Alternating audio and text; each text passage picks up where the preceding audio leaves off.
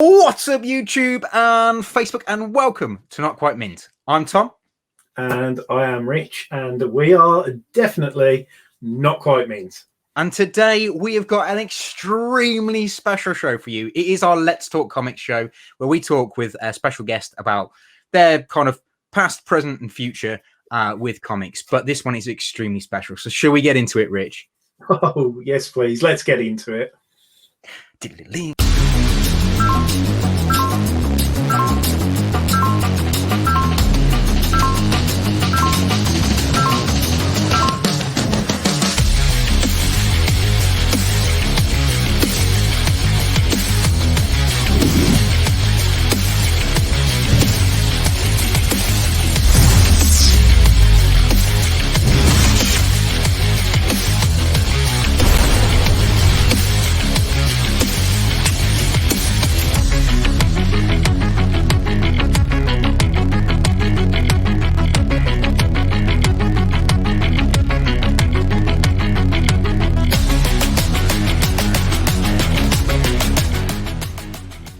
Right then, guys, welcome to another Let's Talk Comics with Friends from us here at Not Quite Mint. If you are new to the channel, do make sure that you obviously hit that subscribe button, smash the like button, and always hit the dingly bell so that you are up to date with all of our latest videos and you don't miss anything that we've got coming out. So yeah, we are doing our Let's Talk Comics with our special guests, but I'm not going to introduce the guest. I'm going to let Rich take this one. So do you want to take it away, Rich? Yeah, so really happy to be able to introduce onto the show for this instalment good friend over at obviously Gem Mint Collectibles. You guys will mostly know him from his YouTube channel, but we're going to talk all about it now. So welcome, Gem. Hey, man, what's going on, guys? Awesome. Yeah, not too bad, mate. Yourself? I'm doing great. Thank you so much for having me, man. I'm excited to talk comics with you guys. We appreciate you coming, mate. Really do.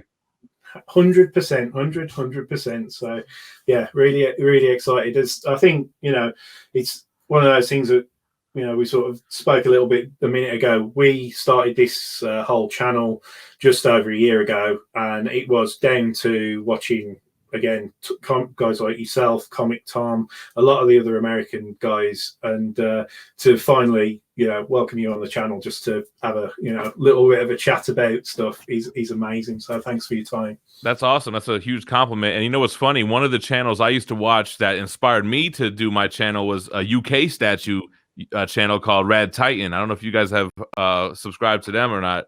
No, but I definitely will be. Rad Titan, those were UK guys. They still do it. They're one of the older statue related channels that are still putting out daily content. But guys like them and Cartel from Hell, and then the Omni Bros, like I used to watch those channels, and that inspired me to start my own channel. So it's awesome to see like kind of the torch being passed and inspiring other people to do what they love. Yeah, 100%, 100%. I think we were driving our families mad just talking comics all the time, weren't we? So yeah. I think it was one of those ways that, like, my wife and obviously Tom's fiance would be just like, why don't you guys start a YouTube channel? And like, shut up. But why don't you find some friends? I get a lot of that in the comments. Like, man, I don't have anybody locally that I can talk to about this stuff. And that's why they gravitate to channels like ours. It's a great outlet. And to interact and live streams and comments and stuff. It's just a really good way to connect with people with similar interests. Yeah, definitely. We're not only just friends. We're actually related, sort of, because my fiance is Richard's wife's sister. Cool, so man. When we get together for family meals, this is actually how it all started. We went out for Richard's wife's birthday at Christmas. And we ended up chatting about comics, and they got to the point where, like, would you two just want to go off and do your own thing because you're ruining everything? And it's like, well, kind of, we do want to do that. Yeah, exactly. That's awesome, man. So, like, you guys, it's a little bit of a tighter connection there. That's cool. Yeah. It's all good. It's all good. So the way that this works, Gem, is literally we're just going to talk a little bit about your past in terms of like collecting things that you've bought, talk about like what you've got going on now, what sort of things you're exciting, what you're reading, and then obviously we just tend to finish off on a little bit of a, well, what's next for Gem Mint Collectibles? What are you looking forward to, and all the rest of it. So we've got some like pre-made questions, but we'll probably just like roll through just stuff, having a bit of a chat anyway. So for anybody who's been living under a rock for the last about 3 years, would you like to quickly tell people once watching our video a little bit about yourself and a little bit about your channel? Yeah, for sure, man. So the channel's Gem Mint Collectibles. It really started with me wanting to combine the things that these other channels I was watching did, because everybody kind of was in their little niche, right? Some statue guys. I'm big with the omnibus. You can see all these books in the back. And I was like, man, I would love to make a channel that kind of combines everything. So that's what it is. I do statue unboxing and reviews. I typically do the larger scale pieces, like the quarter scale you see behind me, or 1/3 scale even. And then I'm a big fan of the omnibus format, and I like to do haul videos on that. When I find time, I review them. I also pick up the weekly comic books, most of the titles every week, and I drop a review the day the comics come out, a non-spoiler review that a lot of people check out as well. And then there's other things that I'm into, man, whether it be like arcade one-up video games, or I might do a live stream with my wife, and we'll just talk with the chat for a little bit. But that's pretty much the channel. It's really been daily content every single day, almost the entire time we've had the channel for the last 3 years. It's so cool. Your live streams with your wife are some of the most entertaining ones to watch. And I have to give you such like props with your reviews, man, because we do reviews ourselves, or we tried to, but we just couldn't stop spoiling it. So how you manage to do it without spoiling it is just an art, an absolute art. It is an art, because I've had my earlier ones. It's like you don't realize you're spoiling it. So it's just kind of like something that you get better at, you know, trying to describe something without spoiling big plot points. You know, I think it's fine to talk about the art, how it made you feel, how you enjoyed the issue. And I think you can give some like overall synopsis of the plot without giving anything like spoilerish. But it's still, I probably still slip up sometimes, and people just don't call me out on it, or sometimes they do. Sometimes people say you spoiled it, and I'd be like, I don't think that was a spoiler. But, you know, it's just kind of like a balance thing. People are probably too frightened to call you out on it, Gem. I disagree. The internet does not care, man. They are brutal. Yeah, they are brutal. Yeah, but yeah, maybe some people that, you know, they like me, so they give me a pass. You know, I'm not a know-it-all. I don't know everything, and I make mistakes all the time. So it's just sometimes people put you like on this pedestal. It's like, dude, I'm just a regular guy, and I'm not the smartest guy, the most knowledgeable guy. I just am somebody who happens to like this hobby, and I just talk about it, you know? Yeah, that's really cool. That does happen to us quite a lot, doesn't it? It's we'll often have, if we're reviewing something, we'll often put that disclaimer out there as saying we are not, you know, Superman experts, and we are not like, you know, the be all end all. You know, we might have a YouTube channel, but hey, we just like talking about comics. So if we're going to make mistakes, you know, and but yeah, you do get the comments where it's like, well, actually, weirdly enough, we had a comment on one of our really old reviews where we reviewed one of Tom's Turtles, like the hardback volume. We called it an omnibus in the video, and somebody called us out and said that's a expanded hardback deluxe or something, and I was like, or a deluxe hardcover, and I was like, called out again now, Rich, because it's a IDW collection, isn't it? Yeah, this is it. So I was like, oh my god. You know what's funny though? Like the comments can be brutal, but I still try to look for the constructive part, even if they're not really intending to be constructive and they're just trying to be like jerks. I still try to pull out like, you know what, maybe I should, like in my comic book reviews now, I say, hey, these are like mostly spoiler free for the most part, because, you know, maybe something I don't think is a spoiler, you might consider it or whatever. But yeah, that's funny with Omnibus. Everything gets wrapped up in Omnibus, kind of like when everybody was calling video games Nintendo. Like everyone's parents just called it a Nintendo, but it might have been a Sega Genesis. So it's just kind of one of those things where it's a large collected edition. So Omnibus is like the most unique term, because then you have deluxe edition, library editions. Like, what's the difference, you know? Yeah, absolutely. I think the whole like omnibus thing is still growing in the UK as well, because there's not, well, like I think the only omnibus that I actually own, like proper omnibus, is the Daredevil, Frank Miller's Daredevil, volume 1. And you can get them, but there's like Amazon, who are okay, but the shipping can sometimes be a bit hit and miss. But it's one of those things that it's quite cool over here that omnibus collecting is definitely developing, I think, more and more. Yeah, the thing is, there needs to be somebody. You guys own a comic shop now? Yeah, at the moment, yeah. Wow, that's awesome. Congratulations. Thank you very much, mate. There needs to be somebody who sets up a distribution for Omnibus, over there, because here we have multiple companies. You have Cheap Graphic Novels, In Stock Trades, and all these different ones. I think Canada has something with an I, Indigo or something like that. But in the UK, I mean, it's got to be like somebody who's ordering in bulk, right? And maybe it's something that gets a freight shipment or something that gets a large something flown over in order to serve customers over there. So someone's got to step up. Maybe it's you guys. I feel like that was a challenge just then, to be fair. It's good. Cool. So do you want to roll on with our next sort of question then, Tom? Yeah. So, Gem, when you first started collecting comics, was there a comic shop in your local area that you went to? Yeah, you know what? So when I was a kid, I used to just try to hit every shop that like my parents were driving by. There was a cool one called Comics and Cards. And this is my early days, like when I was in elementary school. And I used to love it because they had those, glass display tables with like the trading cards. And they would have like the bonus cards or the inserts, the holograms in like screwed down hard plastic little containers. And like they would be $20 for one card. And I used to love just like looking at all that stuff. But, my parents weren't the type to just buy me whatever we want. Like we were on a tight budget. So like, they might buy me one comic book or something, but I would look on the wall and see like the first appearance of so-and-so, and I always wanted that kind of stuff, but I could never really get it as a kid. As a kid, it was more of like getting packs of trading cards and then getting trade paperbacks because I wanted to read about the characters that were on the cards. Like they intrigued me so much that I'm like, okay, how do I find out more about Spider-Man? And when did he get the black costume? And what's going on with X-Men?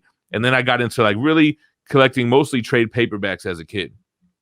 So is that how your omnibus kind of collection started, would you say? It's funny. I never thought of it like that, but maybe something subconsciously because omnibus came later. Like once I got, when I got into like high school, like I didn't really care about comic books anymore. It was all about girls and things like that. You weren't worried about that. And when I was married and started having kids and had like a career, and I found out about eBay, I started hunting down those trading cards I used to collect as a kid. And then I would be like, oh, dang, I could actually get those first appearance comics that I couldn't afford as a kid or whatever. My parents wouldn't buy me. And I started buying them on eBay. Then I started sending them to CGC. And after collecting keys for a while, I don't know what it was. I walked into my shop. And this is the shop that I started going to when I was back into like weekly comics. It was it's called Past, Present, Future in West Palm Beach, Florida. There's still a huge shop doing well. They were on that Amazon thing that happened. There's a program, isn't there, about comics and stuff on Amazon? I've forgotten what it's called now. I'm pretty sure they featured on that. Oh, probably. Yeah, they're a big shop, man. And they have they had 3 locations. I think I don't know if they still have all 3, but I actually went there recently and did like a video of the shop. So that was kind of cool to go back and do. That's wicked. But I saw the Amazing Spider-Man Volume 1 omnibus there, and it just really caught my eye. Like, man, this collects the first 33 issues. It's this nice hardcover. It'll look good on the shelf, unlike my comics that are in white short boxes. And I picked up the omnibus, and I just really fell in love with it. And being able to read all these issues that I was trying to collect single issues of. And I don't know, it just kind of started my love for the format. Then it led into like the Infinity Gauntlet. And then I was like, okay, Amazing Spider-Man, you can get chronologically the whole thing. But then Infinity Gauntlet is like an event, and it has all the tie-ins and the prequels and the aftermath. And I was just like, all right, that's it. I really stopped collecting CGC key issues after that and started just building up the omnibus collection. Hey, look at this real quick. Your boy. Oh, yeah. Let me just tell him real quick. I'm on a stream. Yeah, just say, yeah, not quite mint. He sometimes gives us little adds to the story and stuff. Yeah, he gives us a little shout out here and there. Yeah, I said I'm recording with not quite mint. That's awesome. Yeah, it's cool though how you actually say with like the sports cards, like because I collect sports cards, American sports cards. That was the first thing I ever got was baseball cards. Yeah. But when I got into Marvel cards, it was like easier to collect. There was like only 100 cards. You had a checklist. I remember sports cards having like a massive amount of cards to complete a set. Yeah, 300 cards a set. And that was too much, man. Yeah, me and my brother still collect those, but I mean, I was just looking at these binders at the back of me and trying to find it. But yeah, I think I had that same binder as a kid, yo. Oh well, this is my these are Harry Yeah. Potter, those are Harry Potter cards in there. But I mean, you must have. Was it? I'm trying to think. Was it the Fleer '96 or Fleer '94 Marvel set? So the set that really got me into comics was the 1992 Marvel Masterpieces. And I ended up framing that set. And what's funny is it's, to me, the best trading card set out there, and it's probably the most affordable at the same time. So it's kind of weird that you can get it if you want, you know. And from there, I started getting the other the later Marvel Masterpieces, because that was the first series, and then they had 93, 94. I didn't like them as much, and I kind of stopped getting those. And I went back and got the Marvel Universe sets, which there's 4 series, which I love. Yeah. Everybody kind of had, like, I think the third set where it all kind of connected in the background a little bit, like a space type of theme, and it had the power stats on the back of the card and everything. So I love those. And then forget it, when I found out about the holograms and like the bonus cards, that blew my mind. I was like, whoa, this is awesome, you know? Yeah. The ones you're talking about, Gem, that you've got, are they Jessica Bell and Boris Villaggio, the artists, or is that so the 92 sets? Joe Jusko. You're talking about the 96 set, Boris Vallejo and Julie Bell, which I do like a lot and is very expensive. I don't like it more than the 92 set, but I do like painted comic book art. You know, so I love those two: Joe Jusko, Alex Ross, Gabriel Dell'Otto, Adi Granov, and artists like that, because it just looks so realistic when they paint them, you know?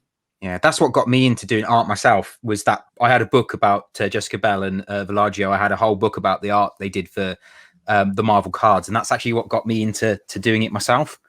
Nice. That's awesome. Yeah, I mean, I'm sure art's going to inspire future artists too, right? Oh, yeah, definitely. Yeah. Yeah.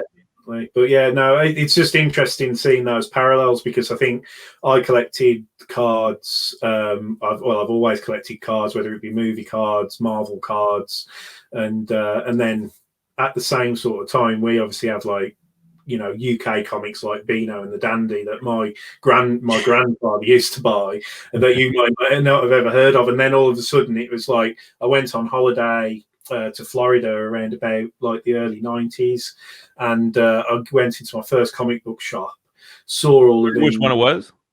Oh, it would have been, so we used to go to Orlando a lot. Okay. So it was more than likely the first one I can physically remember. It was like on 192, there's a place called Old Town.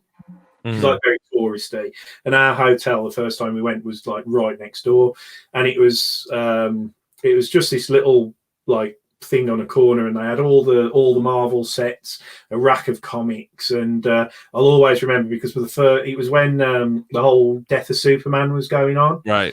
So that was like the first proper comics that I bought, and I was probably 10 or 12 at the time, something like that. Yeah, me too, man. So we got to be around the same age and stuff, you know. So I was 40 last year. I was, so okay. Yeah, I'm 36. Yeah, we're ballpark there. Well, yeah. So Tom's 32. But yeah, I remember seeing all of these on there, and I have no idea if they just came out or whether they've been out a couple of years. Right. But I knew I loved Superman because I used to drive my mom and dad mad with all the Christopher Reeve films.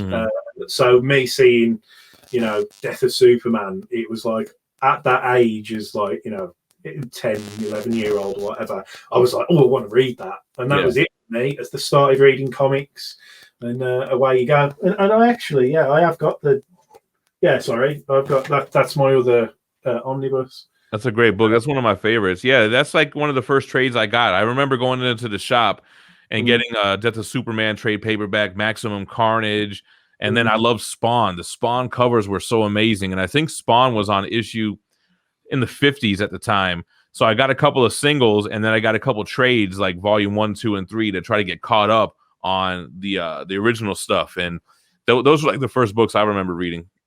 Yeah, it's so cool. I mean, as I say, I think you look back now and you see a lot of the gimmicks from the 90s, and then you kind of like looking at there's a lot of people making like a lot of parallels with things that are going on now, and I don't think we're quite there yet, because I don't think they're selling half as many comics as they used to back then. but it's kind of, there is a bit of a renaissance with like people coming into the whole hobby, I think. So what's funny about comics is I feel like they're still selling to us and not the new 10 and 12-year-olds that got us. When we got hooked, we were young like that, but I don't think that they're really hooking them with that medium. Now, movies, on the other hand, forget it. They're killing it, and it's like the most successful thing ever with the MCU, you know? But yeah, I don't know what it is with comics. They're very expensive now for single issues, hard for kids. Yeah, I don't know. It just doesn't seem, it seems like they haven't figured that part out, right? Yeah. What was the first book that you got then, Gem, that hooked you in? So those trades really hooked me in, but I do remember like when I visited my grandmother in New Jersey, she lived in like this big apartment building that had like a store in the lobby, like a corner store or a bodega. And I remember, I love Teenage Mutant Ninja Turtles. I love the toys and the cartoons. And I happened to see like a spinner rack of comics. And I asked her to buy me this comic that had Ninja Turtles on it, but it was Mighty Mutanimals, which was like a offshoot. And it had like, I forget the Manta Ray's name or something like that. And then Mondo Gecko was on there and stuff. And I had the toy of Mondo Gecko. So I remember just buying that to read it. And that's like the first like single issue I remember reading. Then after I got the trades, I remember picking up like the Reign of the Superman stuff, like the 4 new Supermen with like the die cut covers. And I remember picking those up. I remember buying like, or trying to get into Spider-Man, but being confused with like Web of Spider-Man, Amazing Spider-Man, regular Spider-Man as like Spectacular Spider-Man. And I was so confused on that stuff. So I kind of just stuck with the trades. Yeah, I get that. I think I remember I always talk to Tom that I went through collecting it like comics at different stages. So I did the whole thing when I was really young. Then when I went to university, I collected again. Then when I was sort of like mid to late 20s, I got back into it. Kept an eye on it, but then it wasn't until probably about, I don't know, 3 years ago, 3-4 years ago, that I really started being more serious with it again. And I found that, and that's why I like the omnibuses, that it's piecing together those stories sometimes with the different versions, especially Spider-Man, as you say. Yeah, I totally get that. Yeah, I don't. I really struggle with. And now we get it because like now I read single issues and I understand that like okay, the story might continue in a different title or whatever, and the omnibus do a great job of mapping those out, especially when it's like the Clone Saga or the Ben Reilly Saga, because those were spread over crazy mini series and stuff that wasn't even ongoing, but still tied in with the main series. 100%. So that's it then, guys. Massive thanks to Gem Mint for popping along on our show today. He was an absolute pleasure to have. Couldn't have asked for a better guest, really. No. And I just love the fact that despite him being all the way over in Texas, taking time with the time difference as well, like, just shows what a genuinely nice guy he is, a member of the community through and through. As I say, massive thanks to Gem, and hopefully you guys will find some of those questions and insights really interesting as well. Yeah, absolutely. And if you're not subscribed to his channel, make sure you head over to Gem Mint Collectibles, subscribe to his channel, give him the thumbs up, smash his dingly bell. I mean, that sounds wrong, but yeah, do that. And then also do that here. Make sure you subscribe to Not Quite Mint. Give us the thumbs up if you like what we're doing. Let us know. Drop a comment below, and also smash that dingly bell. We'll do it again. So yeah, just take care. As I say, guys, obviously we're all on social media as well, on Instagram, Facebook, all sorts of stuff like that. But yeah, it's just, that was really enjoyable. So again, keep your eyes open for future ones. We've got other guests in the pipeline. We really enjoy doing that. But yeah, guys, thanks ever so much. So just take care till next time. Absolutely. I'm just going to all remind you to head over to notquitemint.com and check out some of the books that I've got going on. And also, guys, as always, stay safe, stay sexy. See ya!